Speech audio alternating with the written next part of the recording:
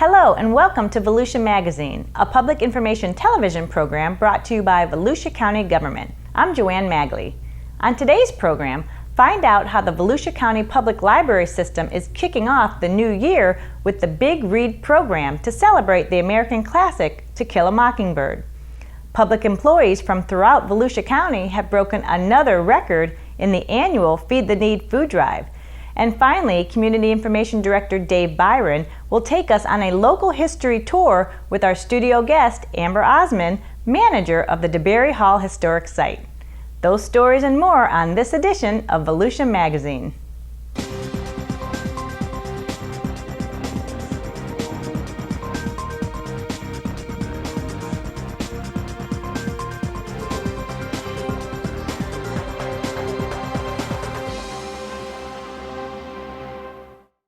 To Kill a Mockingbird is coming to Volusia County in a big way.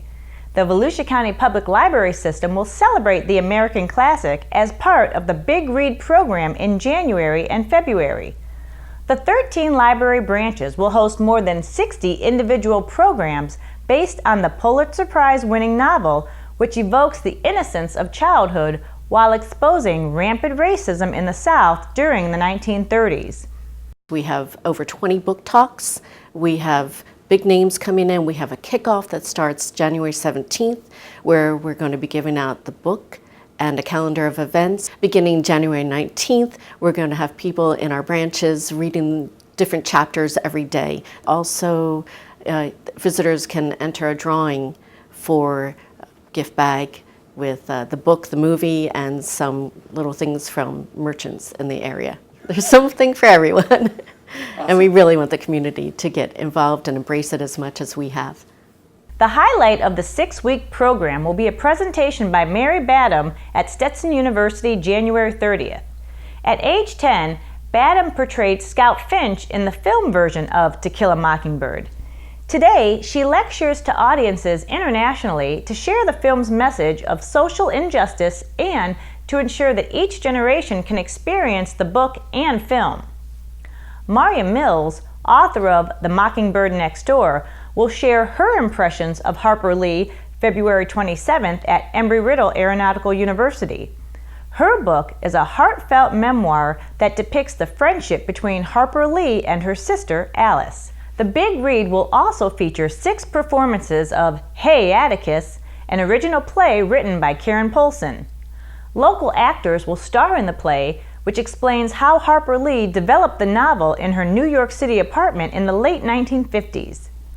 Local musicians will take us back in time to the 1930s when jazz and Broadway music reigned, and a local attorney will discuss criminal justice in the South then and now. Other activities will include book discussions, staged readings, themed story times, and art projects. For a complete list of activities, visit volusialibrary.org. All Big Read programs are free and open to the public. The Volusia County Beach Safety Ocean Rescue has been named 2015 Beach Patrol of the Year, the highest honor given by the Florida Beach Patrol Chiefs Association. The award will be presented during the association's annual awards banquet in Daytona Beach in March. Beach Safety Ocean Rescue has 71 full-time employees and 228 part-time seasonal employees. The staff includes lifeguards, beach safety specialists, senior lifeguards, supervisors, and administrative staff. The agency was selected from 36 eligible organizations based on goals and objectives, employment requirements, physical and skill testing, training requirements, public safety education, special events, and contributions to ocean life-saving. We have never won this award before. That's why it's so exciting to have won it. It's agencies throughout the state that have the opportunity to win this award. And we were chosen. It's a very prestigious award that is given to agencies that excel and do superior service throughout the year on the beach. And I was actually very proud to be able to come back and say that we were chosen for the award. So we're extremely happy and extremely proud of them. Beach Safety Ocean Rescue patrols 40 miles of Volusia County's beaches, making ocean rescues and enforcing beach laws and regulations. Lifeguards rescued 1,893 people from the surf in 2015. In August, the division hosted the Nautica USLA National Lifeguard Championships, which attracted more than 1,200 competitors from across the country. Staff also took part in 57 community outreach events and co-hosted the Daytona Beach Half Marathon, the Surfers for Autism event, and the Living Legends Parade. For more information about careers with beach safety ocean rescue, go online to volusia.org/beach. Public employees joined forces for the 5th year in a row to feed the needy in Volusia County. They dug deep into their pockets and donated more than 120,000 pounds of food during the Feed the Need food drive. That beats the 2014 record, in which the food drive raised more than 110,000 pounds of food. The 5-year total now stands at more than 400,000 pounds of food. According to the Second Harvest Food Bank, this year's collection will feed more than 3,400 local families for 5 days. Participating organizations included Volusia County Government, Daytona State College, the Schoolway Cafe, Florida Health Department, and 13 of Volusia County's cities.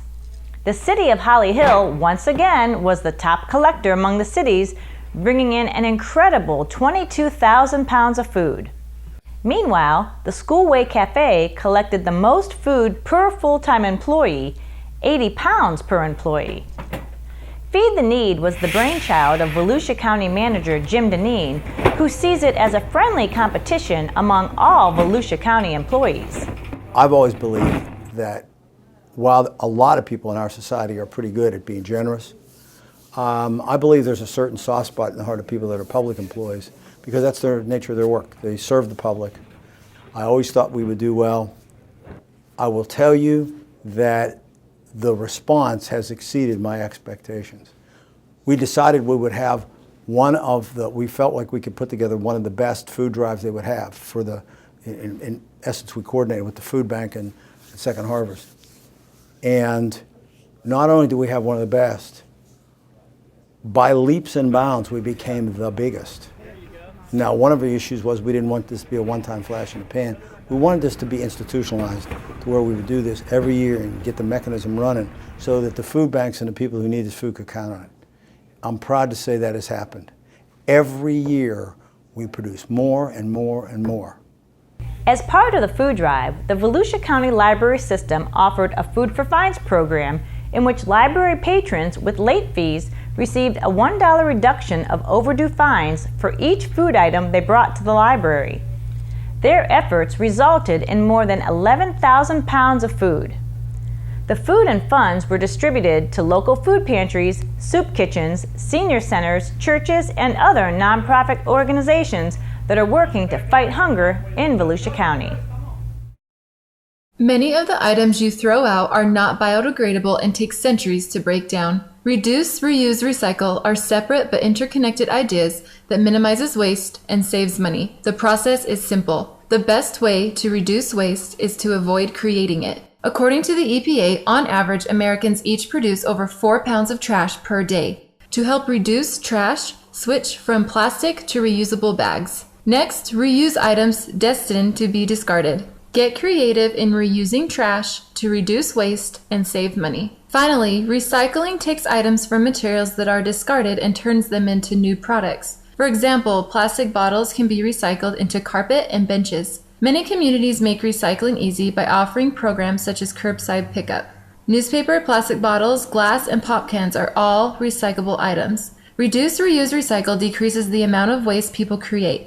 Help keep our earth clean. Make the choice to reduce, reuse, and recycle today.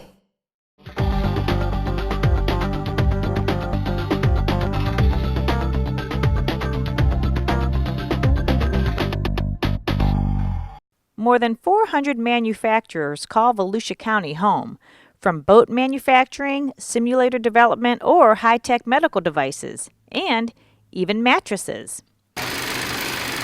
Fox Mattress has been locally owned and operated since 1968 and is the only mattress manufacturer in Volusia County. Created in 1968 by Mr. Fox. He was the original owner. I came with him in 1981 and sort of go back. Mr. Fox was into the furniture, retail part of the world.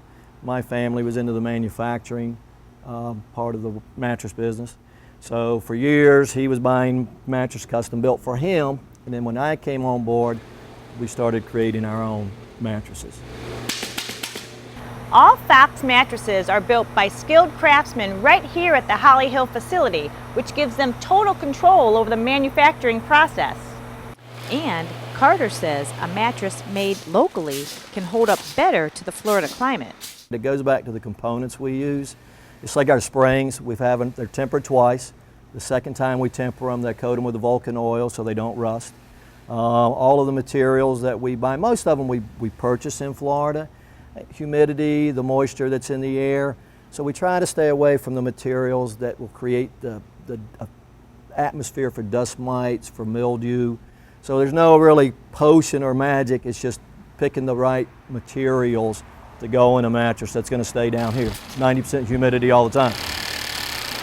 Like many businesses, Fox Mattress has found ways to diversify their business, making an array of custom mattresses for inside or outside the home. Probably in the past 15 years, the RV and boat world's taken off well for us. You know, we're shipping now all up and down the East Coast, really within the whole continental United States. We do a lot of the upper end RVs and boats. The company purchased all of its materials from inside the United States and much of it from right here in Florida. And I'm a big fan of the United States because we like the control, we like the quality. I don't need to go overseas to save 5 cents or a dime or a nickel, whatever it may be. Probably now about 80% of the materials we use come from the state of Florida. Employees-wise, I think we're up to 14 now, full and part-time. Most of them been with me for, I want to say, decades almost. And with his daughter at his side, Carter's Fox Mattress business is entering its 4th generation of service in the community. For the Business Beat, I'm Joanne Magley. Today on Solutions for Your Life, Sharon Gamble, University of Florida Extension Agent in Volusia County, reveals the difference between brown eggs and white eggs.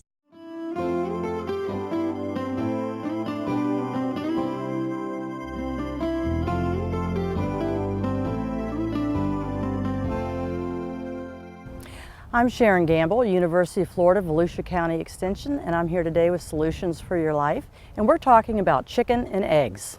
Frequently, with advent of people wanting to return back to nature, reconnect with their food supply, we've had an increase in the number of people wanting to keep birds in their backyard, otherwise known as backyard poultry. And several of the cities, and some major cities in the country, now allow people to keep poultry in their backyards with permits, of course. And it used to be very commonplace for folks to know how to keep birds in their backyard. It's kind of become a lost art, although our grandparents frequently had chickens in their backyard. Today we're going to talk a few things about chickens and the resulting eggs.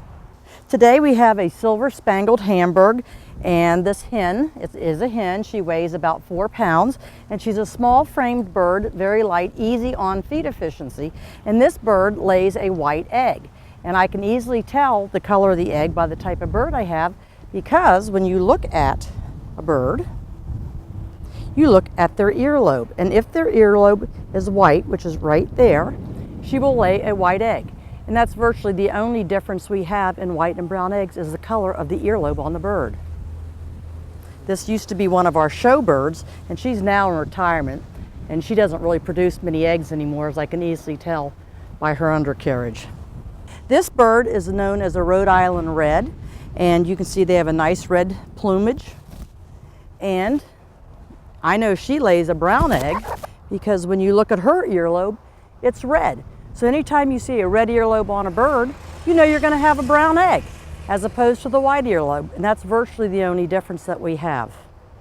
This bird weighs about 6.5 pounds, 2.5 pounds more than the other bird. Therefore, with her brown eggs, they cost more, because this bird takes more groceries for her to produce an egg every 26 hours than it does our lighter weight bird. And that's why your brown eggs cost more. And now that you know the difference between the two birds, let's go into the kitchen and look at the eggs.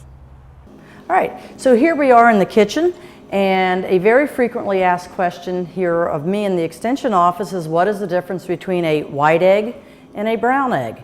And really, as I demonstrated earlier and I showed you the earlobe on the chicken, that will tell you the color of the egg that she's going to lay, and that is breed specific. And virtually, there's absolutely no difference nutritionally or otherwise in these two eggs, other than the fact this one has pigment in the shell and this one does not. And to demonstrate they're the same, they're virtually the same. Color of yolks will differ depending on the diet of the bird. The more xanthophylls a bird has, or green things, or yellow they have in their diet, the more yellow the yolk will be. Other than that, there is no difference except in the pigment of the shell. Now people will ask, why is it the brown eggs cost more? Well, the bird that produces the brown egg tends to have a larger body, and in being that, it takes more feed to feed her, and so therefore the cost of production is higher. That's why brown eggs cost more. But other than that, you have the same product. I'm Sharon Gamble with the University of Florida, IFAS, Volusia County, Solutions for Your Life, and go have an egg fabulous day. Established by Congress in 1914, University of Florida IFAS Extension has been providing solutions for 100 years. We bring research-based information to individuals, businesses, and communities. As part of the land-grant university system, we have experts in every one of Florida's 67 counties. Our educational programs improve lives, build economies, and help protect the state's valuable natural resources. We're committed to providing reliable information that impacts the lives of every Floridian. As Florida continues to grow, UF IFAS Extension will be there to provide practical solutions to Florida's most challenging problems. University of Florida IFAS Extension, solutions for the next 100 years.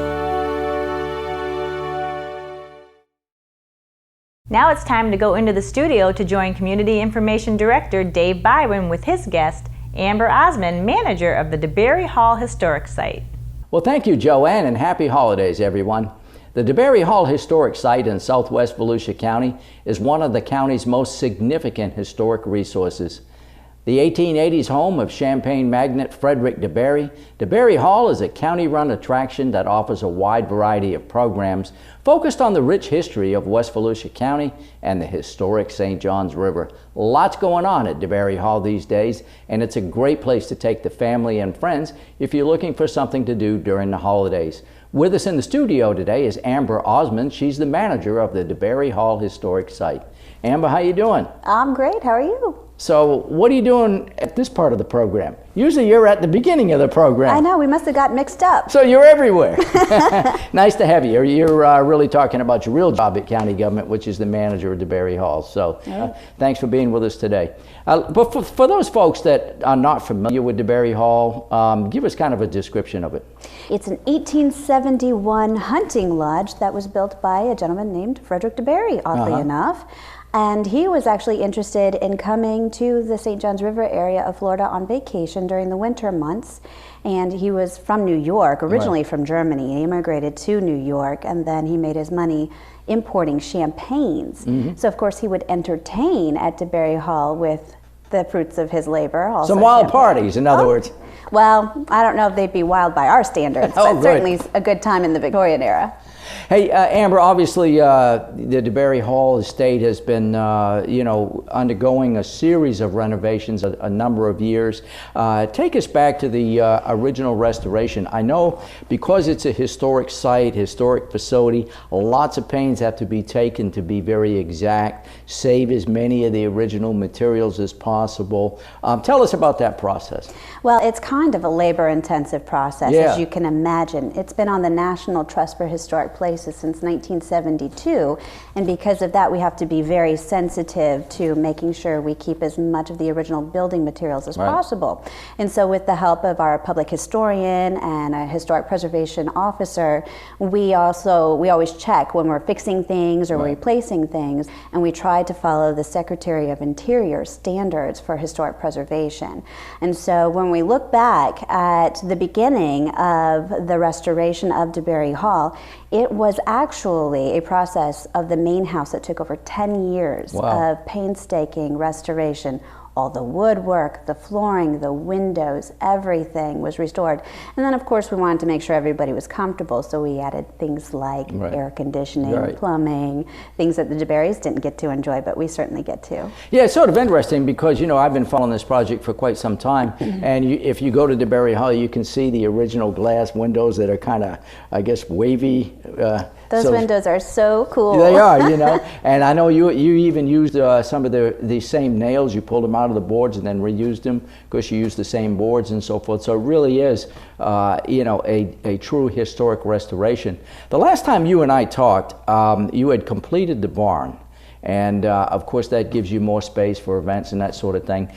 What's next? Is there anything else on the restoration schedule? On the restoration schedule, well, we've got regular maintenance, of course, and a lot of that is kind of painstaking. But then, of course, we're looking forward to landscaping the historic site, trying to bring back some of the ideas that the DeBarys had with their promenades and their flower gardens and things like that. Other areas that we're looking to restore would be the exterior look of some of the outbuildings that are on site, like the tenant house, which is actually a house that predates the historic building, the main hall of the building. When Frederick DeBary first bought his very first tract of land for his vacation estate, he bought it with one pre-existing building on the site.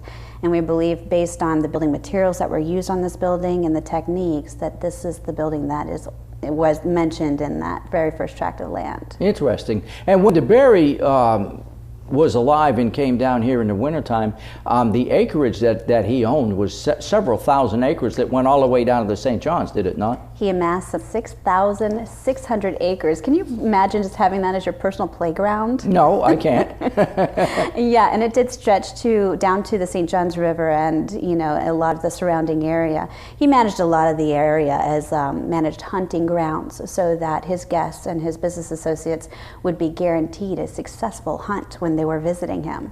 And of course, you know, he was in the heyday of the St. John's River as a commercial corridor, and I know you play up that fact at DeBary Hall because you weave in the history of the St. John's River as well. Yeah, one thing we try to do is not focus basically on DeBary Hall Historic Site being the story of just a wealthy family.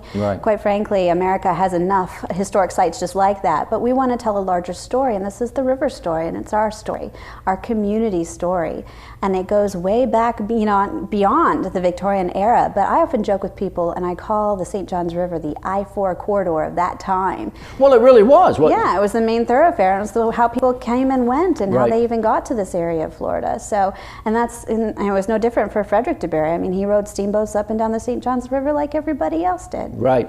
Amber, obviously, this is a time of year when a lot of people have family and friends in the area, perhaps visiting for the first time. You know, what can people do? What do you have going on down there these days that people can see and do? People come to visit and tour DeBary Hall. They get to go into the Imagidome Theater, where they get to imagine that they're a guest of Frederick DeBary, and they get to go on the steamboat and travel to DeBary Hall. And then after that, they get to tour the 8,000 square foot hall, that little house that he called a hunting lodge, and the other outbuildings on the estate. But then we also have a trailhead there. And from the trailhead, it goes down to Gemini Springs, Lake Monroe Park, and then if they wanted to, they can go on out to Osteen and even farther. It's a great bike trail, great picnicking area. In addition to that, we have all kinds of programs to bring people out. We have our Lemonade Lecture Series, we have story time for the little ones, and we also have Echo Rangers for the not so little ones, but they're not quite grown up yet. Right. That you mentioned the Imagidome Theater, and you have a very nice video production. There's a couple of little perils along the way, huh? When you're taking that trip, it doesn't always go perfectly. Well, I gotta say, it's a 13-hour overnight trip. You gotta pack a bag, and sometimes you can't expect it to go smoothly every time. You might have to run into a few tricky bits, but Absolutely. I don't want to give the story away. DeBary himself was an interesting guy. You mentioned he was a wealthy champagne importer from New York, originally from Germany, I think you said. Mm-hmm. Does he have any family that is still connected to DeBary Hall? Unfortunately, his last direct American heir passed away in 1941. Her name was Laney DeBary, and she was his great-granddaughter. So there aren't any direct descendants, but I can tell you that there are DeBarys all over the world that are relations to Frederick DeBary himself. Mm-hmm. And we do get the occasion to meet some of them, which is always fun. And I ask you about this every time we talk, but you have a house guest that every now and then appears, right? Have you seen that house guest? We haven't seen him lately. We did try to recently coax him out. We did candlelight tours. We did Frederick's Creepy candlelight tours in October, and we also did holiday candlelight tours. And we do plan to do more of these candlelight tours in the future. So the prospects are pretty good that we might encounter some extra visitors, if you know what I mean. Well, keep me informed, huh? Hey, it's probably interesting to note that DeBary Hall is not actually owned by the county. It's run by the county, but I think it's actually owned by the state. Is that not right? Yes, it is correct. It's owned by the state of Florida, and it's leased by the county of Volusia. We have a 50-year-long lease, so we're pretty comfortable where we're at. Right. And in the lease agreement, the county has agreed to open up the estate as a historic site to the general public and keep it open to the general public. Right. Just so that people can come and learn and do a variety of different things at DeBary Hall. And everything you do at DeBary Hall in terms of any additions or renovations or that sort of thing has to dovetail with the historical integrity of the estate itself. Is that right? That's correct. We do a lot of painstaking research, in fact, so that we can try anything that we restore or anything that we replace to put on the footprint of what was there originally, or at least kind of echo what was there in the past. Right.